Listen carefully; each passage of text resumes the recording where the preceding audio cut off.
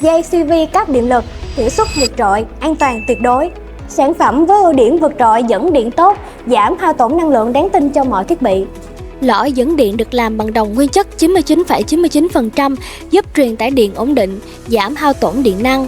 Lớp cách điện làm bằng nhựa PVC chất lượng cao, chống cháy lan, chịu nhiệt, cách điện tốt.